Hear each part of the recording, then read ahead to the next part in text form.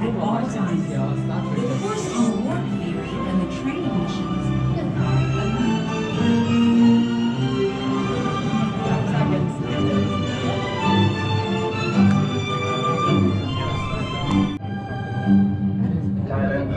Und den Transporterräumen zuweisen.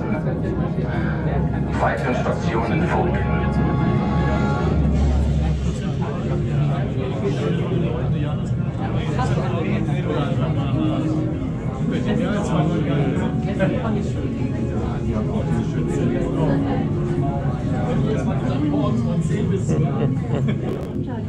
Hier spricht noch einmal Ihr Captain. Die gesamte Crew der USS Enterprise ist verschwunden. Die Querkampire ist das einzige Schiff in Reichweite. Daher werden wir Sie jetzt direkt auf die Brücke der Enterprise beamen. Finden Sie heraus, was da vor sich geht. Und bringen Sie die Crew sicher wieder zurück an Bord. Wir haben bereits ein Aufklärungsteam vorausgeschickt, um Ihren sicheren Transport zu gewährleisten und einen Rettungsplan auszuarbeiten. Viel Glück!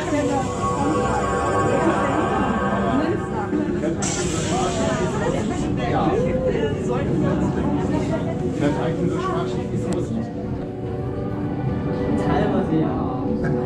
Also ich finde halt, ich habe das Gefühl gehabt, es ging. Ich bin schon 20 Tage Kadetten der Sternflottenakademie, Sie befinden sich jetzt auf der Brücke der legendären USS Enterprise. Wie Sie soeben von Captain Ryans erfahren haben, werden Sie gleich auf eine Rettungsmission entsandt. Damit Sie aber auch wissen, was denn überhaupt passiert ist, was auf Sie zukommen wird und was Sie dann zu tun haben, schalten wir zum Missionsbriefing. Direkt in den Bordkubus. Computer, Übertragung auf den Hauptschirm. Kadetten, mein Name ist Lieutenant Fabio De Luca. Ich bin ein Mitglied von Commander Forge Ingenieurscrew. Die gesamte Crew der Enterprise wurde entführt.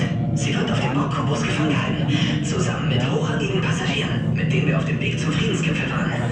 Die Borg haben die Absicht, die Gesandten und die Crew zu assimilieren. Commander LaForge und ich haben es geschafft, diese Übertragung auf einer niederpriorisierten Subraumkommunikationsfrequenz der Borg zu senden. Wir haben nur diese eine Chance, hier lebend rauszukommen. Die Borgschilde machten es unmöglich, dass sich Mitglieder der Sternflotte in den Kubus oder aus ihm herausbeamen. Allerdings haben wir bei unserem ersten Zusammenstoß mit den Borg eine Schwachstelle ausmachen können, an der das neuroelektrische Feld von einem Shuttle des Typ 6 durchbrochen werden kann, wenn dessen Schildfrequenz zuvor an die der Borg angepasst wird. Diese Übertragung enthält bereits die Codes, um die Schildfrequenz der Shuttles zu rekalibrieren und sie damit an die Schildfrequenz des Borg-Kubus anzupassen. Darüber hinaus enthalten sie die exakten Koordinaten des Borg-Wing-Clubs, welche alle Systeme an Bord des Kubus steuert. Sie müssen unbedingt das neuroelektrische Feld durchbrechen und das Wing-Club zerstören.